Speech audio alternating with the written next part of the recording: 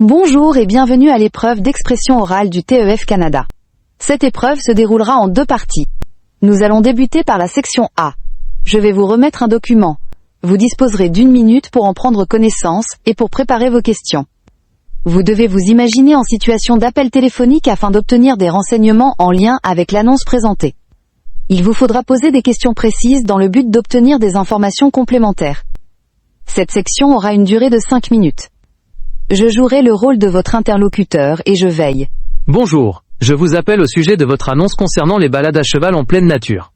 J'aimerais obtenir quelques renseignements, parce que je prévois une activité extérieure pour un week-end, et votre offre m'intéresse beaucoup. Bonjour. Oui, bien sûr, je serais ravie de vous renseigner. Que souhaitez-vous savoir exactement ? Vous êtes plutôt intéressé par une promenade découverte ou une sortie un peu plus longue ? Je ne suis pas encore sûr. Je dirais que j'aimerais une activité accessible aux débutants, mais qui permette quand même de profiter du paysage et de passer un bon moment. Est-ce que vos balades sont adaptées à des personnes qui n'ont jamais monté à cheval ? Absolument. Nous proposons plusieurs niveaux. Moins des promenades d'1 heure pour les débutants, moins des sorties de 2 heures pour les personnes plus rassurées, moins et des randonnées plus longues pour les cavaliers expérimentés. Pour les débutants, nous commençons toujours par quelques minutes d'explication au sol, afin de présenter le cheval, les gestes de base et les règles de sécurité. C'est rassurant. Et comment se déroulent les balades, concrètement ? Est-ce qu'un moniteur accompagne tout le groupe ? Oui, toujours. Chaque sortie est encadrée par un moniteur diplômé. Pour les groupes, nous limitons le nombre de participants à 8 personnes maximum, afin de garantir une atmosphère agréable et sécurisée. En sortie individuelle, c'est uniquement vous et le moniteur, ce qui permet un accompagnement encore plus personnalisé. Très bien. Et quel type de paysage traverse-t-on ? Je suis particulièrement attiré par les promenades en forêt ou près de l'eau. Vous serez servi. Nos balades traversent une forêt protégée, longent une petite rivière et offrent une vue magnifique sur les collines environnantes. À certains moments, on croise parfois des chevreuils, des oiseaux rares. C'est vraiment un cadre paisible et dépaysant. Ça a l'air splendide. Et quels sont les tarifs pour les différentes formules ? Pour vous donner une idée, moins la balade débutante d'1 heure est à 30 €, moins la sortie de 2 heures est à 50 €, moins la randonnée de 3 heures est à 70 €. Les équipements de sécurité, casques, gilets si besoin, sont compris dans le tarif. D'accord. Et pour ce qui est de l'aval, d'équipement personnel, est-ce que je dois apporter quelque chose de particulier, comme des bottes ou des gants ? Non, rien d'obligatoire. Il vous suffit d'avoir un pantalon confortable et des chaussures fermées, idéalement qui tiennent bien aux pieds. Si vous avez des gants, c'est un plus. Mais nous pouvons en prêter. Le casque est fourni et obligatoire pour tout le monde. Parfait. Et au niveau des horaires, est-ce que vous proposez des balades le matin et l'après-midi ? Oui, nous avons plusieurs créneaux. 9 heures, 11 heures, 14 heures, moins et 16 heures. Le week-end, nous ajoutons même une balade au coucher du soleil à 18 heures qui est très appréciée. La balade au coucher du soleil semble vraiment intéressante. Est-elle accessible aux débutants également ? Oui, tout à fait. Elle est réalisée sur un parcours très tranquille avec des chevaux calmes et habitués. C'est souvent la préférée des couples ou des familles qui veulent vivre un moment un peu spécial. Justement, accueillez-vous aussi les enfants ? Mon neveu de 10 ans aimerait beaucoup participer. Oui, nous acceptons les enfants à partir de 10 ans, à condition qu'ils soient accompagnés d'un adulte. Nous choisissons toujours un cheval très doux pour eux, et nous vérifions bien leur confort avant de partir. Merci. Et est-ce qu'il faut réserver très à l'avance ? Je pensais venir le week-end prochain. Oui, je vous conseille de réserver rapidement, surtout pour les balades du week-end qui se remplissent vite. Un simple appel ou un courriel suffit. Le paiement se fait sur place, le jour de la sortie. Très bien. Et en cas de mauvaise météo, comment cela se passe-t-il ? La sortie est annulée. Cela dépend. S'il s'agit d'une petite pluie, nous maintenons la balade en adaptant le rythme. Nous prêtons des manteaux imperméables si besoin. En revanche, en cas d'orage ou de vent fort, nous annulons pour des raisons de sécurité et reportons la promenade à la date de votre choix, sans aucun frais. C'est très raisonnable. Dernière question, si je veux offrir une balade à quelqu'un, proposez-vous des cartes cadeaux ? Oui, absolument. Nous avons des cartes cadeaux valables 1 an, pour une ou plusieurs balades. Elles sont envoyées par courriel ou disponibles en version imprimée. C'est un cadeau qui fait toujours plaisir. Parfait, je pense que je vais réserver une balade pour ce week-end, probablement celle d'1 heure pour commencer. Je vous rappellerai dans la journée pour confirmer. Très bien, je vous garde une place en option jusqu'à ce soir. N'hésitez pas si vous avez d'autres questions. je serai ravi de vous accueillir au centre équestre. Merci beaucoup pour toutes vos explications. Bonne journée à vous. Bonne journée et à très bientôt. Nous allons à présent passer à la section B de l'épreuve d'expression orale. Je vais vous remettre un document, qui pourra être une offre d'emploi, une activité de loisir, une mission de bénévolat, une conférence ou encore une annonce de voyage. Votre tâche consistera à me convaincre de participer, de postuler, ou de prendre part à la proposition présentée. J'endosserai le rôle de votre ami, et cette section durera environ 10 minutes. Vous pourrez commencer dès que vous vous sentirez prêt. Salut Elodie. Je voulais justement te parler d'une activité dont j'ai entendu parler ce matin, et je me suis dit que ça pourrait vraiment t'intéresser, surtout dans la période un peu stressante que tu traverses. La salle de sport du centre-ville organise un cours spécial d'initiation au self-défense ce week-end. Et l'idée m'a immédiatement fait penser à toi. Ah bon? Du self-défense? C'est surprenant que tu penses à moi pour ça, je n'ai jamais été très sport de combat. Justement, ce n'est pas un cours de combat, c'est plutôt un atelier pensé pour apprendre des gestes simples, efficaces et accessibles à tout le monde, même à ceux qui n'ont jamais mis un pied dans une salle de sport. Et ce que j'ai aimé, c'est qu'ils insistent beaucoup sur la confiance en soi, pas seulement sur la technique. Oui, je ne sais pas trop. Ça me semble un peu intense comme activité. Pas du tout, au contraire. Le professeur a vraiment une approche pédagogique, très progressive, et il commence par des exercices de posture, de respiration, et même de gestion du stress. Il explique que le self-défense, avant être physique, c'est mental. Apprendre à se tenir droit, à projeter une présence, à savoir dire non avec aplomb. Dit comme ça, c'est moins effrayant. Mais pourquoi tu veux que j'y aille exactement? Parce que je pense que ça pourrait te donner un petit boost de confiance, cette espèce d'assurance tranquille qui fait qu'on marche dans la rue sans se sentir vulnérable. Et puis, tu m'as déjà parlé de ces moments où tu ne te sens pas totalement en sécurité, surtout le soir en rentrant. C'est vrai, parfois je ne suis pas rassurée, mais je ne pensais pas vraiment passer par un cours pour ça. Justement, c'est l'occasion parfaite d'essayer quelque chose de nouveau sans pression. C'est seulement une séance découverte, aucune obligation de continuer ensuite. Et on peut y aller ensemble, ça rendrait l'expérience plus fun et moins intimidante. Tu veux dire que tu participerais aussi? Évidemment. Et honnêtement, je pense que ça pourrait nous faire du bien à tous les deux. En plus, c'est un atelier où règne vraiment une ambiance conviviale. Les participants sont surtout des gens qui veulent apprendre à se sentir mieux dans leur peau, pas à devenir des combattants professionnels.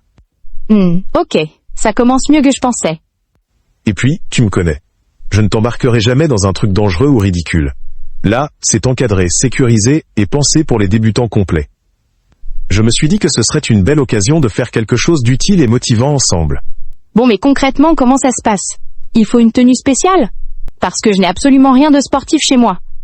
Tu n'as besoin de rien d'autre qu'un pantalon confortable et un t-shirt. Même un jogging suffit largement. Le professeur fournit les tapis, les protections et tout le matériel nécessaire. Il a même précisé que les personnes venant pour la première fois pouvaient venir comme elles sont. D'accord, mais c'est à quelle heure? Parce que tu sais comment je suis le week-end. Si tu m'enlèves ma grasse matinée, je ne réponds plus de rien. Ne t'inquiète pas. Le cours commence à 11h, ce qui laisse largement le temps de dormir, prendre un bon petit déjeuner et arriver tranquillement. Ils ont même prévu une petite table avec du thé et de l'eau aromatisée pour accueillir les participants.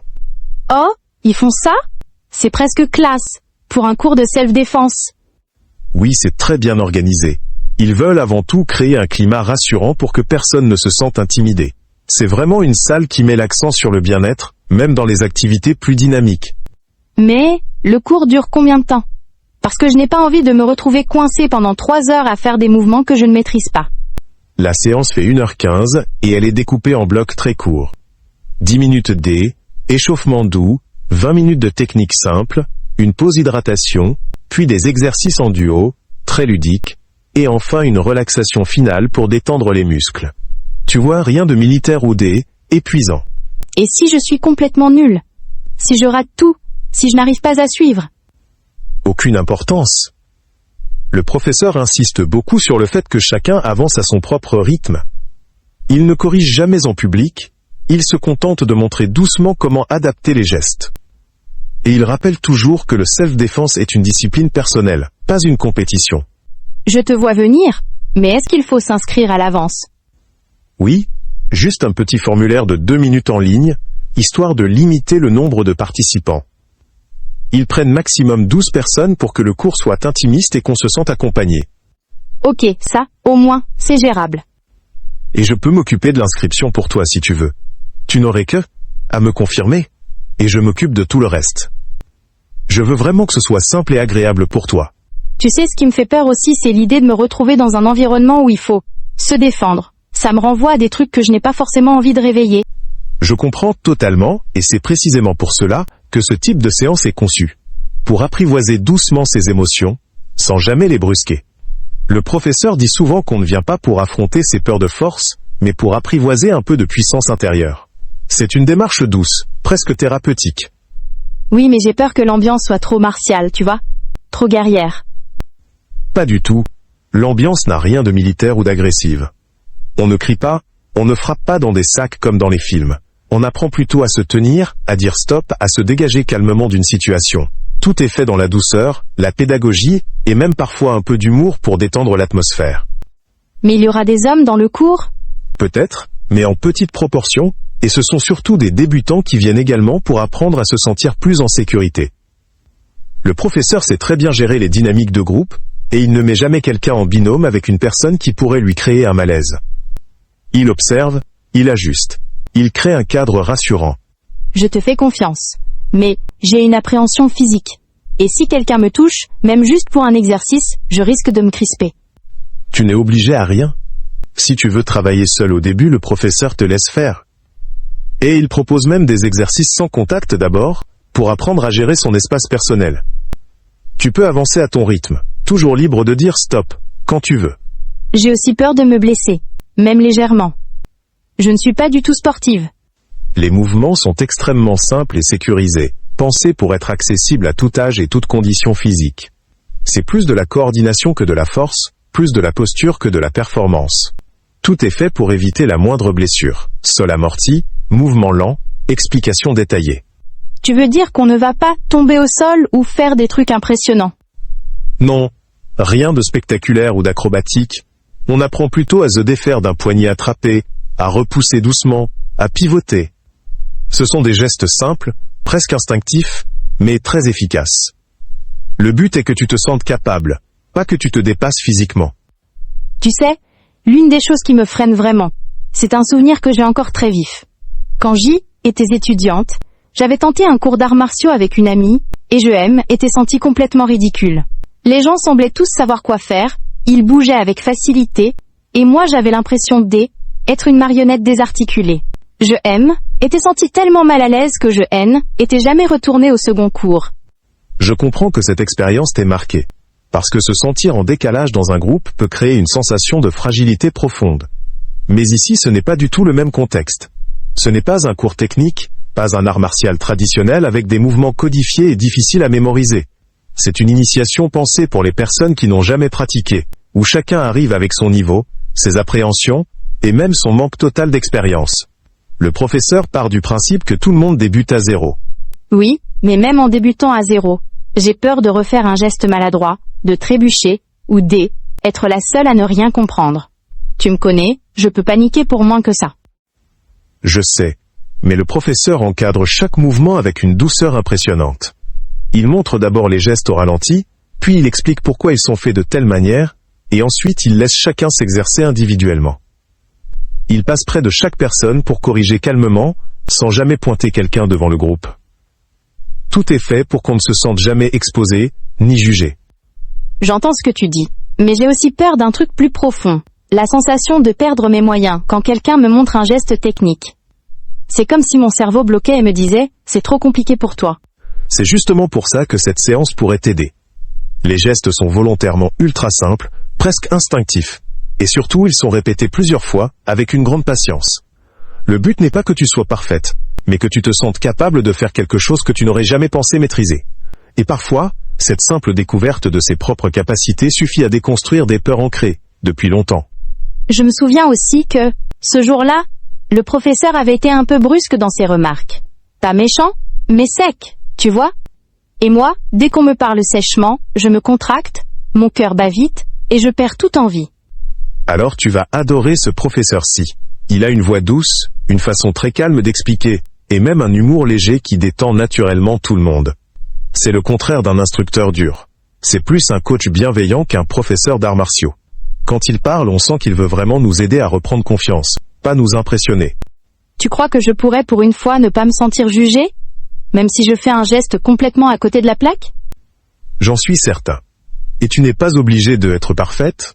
Au contraire, les petites erreurs rendent l'expérience plus humaine, plus fun. Le professeur dit souvent que chaque geste maladroit est un pas vers l'assurance, et je trouve cette approche tellement décomplexante que tu pourrais même rire de toi-même, sans jamais te sentir humilié. Ça change tout de me l'entendre dire ainsi. Et puis, rappelle-toi que je serai là, à côté de toi. Si tu te sens perdu, je ralentis avec toi. Si tu paniques, on s'arrête ensemble. Si tu veux respirer, on va boire de l'eau. Tu ne seras jamais seul dans ton coin à essayer de suivre. Je serai littéralement ton partenaire de progression. C'est vrai que te savoir avec moi rend les choses moins intimidantes. Je crois même que ça me rassure plus que je ne veux bien l'admettre. Et c'est normal. Parfois ce n'est pas l'activité qui fait peur, mais la possibilité de devoir traverser l'inconfort seul. Mais là je te promets que tu vivras un moment où tu seras accompagné, entouré et encouragé à ton rythme. Tu sais ce qui m'angoisse aussi? L'idée que ce cours remue quelque chose en moi. J'ai parfois peur des situations où je dois me confronter à ma propre vulnérabilité. Et le self-défense, même doux, ça touche quand même à des zones sensibles. C'est vrai, et c'est même pour ça que ce genre d'atelier peut être profondément libérateur. Le professeur l'a dit dans une interview, on ne travaille pas seulement le corps, on libère aussi des tensions émotionnelles que l'on oublie parfois d'écouter. C'est une manière douce et contrôlée d'apprivoiser son propre espace intérieur, sans jamais forcer les choses. Je voudrais vraiment apprendre à me sentir plus forte, mais j'ai peur que ça exige un courage que je n'ai pas encore. Mais justement, ce cours ne demande pas de courage préalable. Il le construit progressivement. On commence par des exercices de respiration pour se reconnecter au corps, puis on apprend une posture simple pour stabiliser ses appuis. Rien de brutal. C'est une montée en confiance très progressive, presque invisible. Et si je me mets à pleurer sans prévenir? Ça m'arrive parfois quand quelque chose me dépasse émotionnellement. Et ce serait totalement OK. Le professeur est habitué à ce genre de réaction, et il sait les gérer avec discrétion et bienveillance. Personne ne te jugerait. Au contraire, beaucoup de participants expriment des émotions sans même s'en rendre compte. Et ça fait partie du processus. Parfois c'est même un soulagement. Je dois t'avouer quelque chose. Parfois j'envie les personnes qui marchent avec assurance, qui ne baissent pas les yeux, qui n'ont pas peur de leur ombre. Et j'aimerais tellement ressentir ça un jour. Justement, ce cours t'offre un premier pas vers cet état-là. Une heure où tu apprends que la force n'est pas un trait de caractère inné, mais une posture qu'on peut entraîner, comme on apprend à respirer ou à parler en public. Et je te garantis que sortir d'une séance comme celle-ci donne une sensation de fierté difficile à décrire. Tu dis ça avec tellement de conviction, que c'en est presque contagieux. Parce que je te connais, et je sais que ce cours pourrait t'aider à révéler une version de toi plus confiante, plus ancrée, plus calme. Tu n'as même pas idée de la force tranquille que tu pourrais dégager sans t'en rendre compte. Et si je n'étais pas à la hauteur? Si je me sentais encore plus petite après? C'est impossible. Ce cours n'est pas conçu pour mettre qui que ce soit à la hauteur, mais pour montrer que chacun a sa propre manière d'être fort. Ce n'est pas un espace où l'on compare, mais où l'on explore. Tu ne peux qu'en ressortir plus aligné avec toi-même. C'est peut-être ce dont j'ai besoin. Un espace doux où je peux me reconstruire un peu. Et tu as le droit de te l'offrir. C'est même un acte d'amour envers toi-même, un geste de soin, une façon de dire « Je mérite de me sentir bien dans mon corps et dans ma tête ». Oui, mais laisse-moi encore réfléchir un peu. J'ai toujours cette peur de m'engager dans quelque chose et de ne pas tenir, ou d'avoir envie de renoncer dès que je me sentirais stressée. Tu n'as aucune obligation d'engagement. C'est juste une séance découverte. Tu viens, tu observes. Tu participes si tu en as envie, et si tu sens que ce n'est pas pour toi, tu n'y retournes pas. Personne ne te demandera de t'inscrire pour 6 mois, ou de t'engager dans un programme. Je sais, mais même une séance, parfois c'est suffisant pour me faire angoisser pendant 3 jours avant. Alors laisse-moi enlever cette pression pour toi. Je m'occupe de tout. Je réserve, je prépare ton sac avec un t-shirt confortable si tu veux, je passe te chercher, et on arrive ensemble. Tout ce que toi tu as à faire, c'est respirer et me suivre. Rien de plus. Tu simplifies tellement les choses, que ça en devient rassurant. Presque trop facile.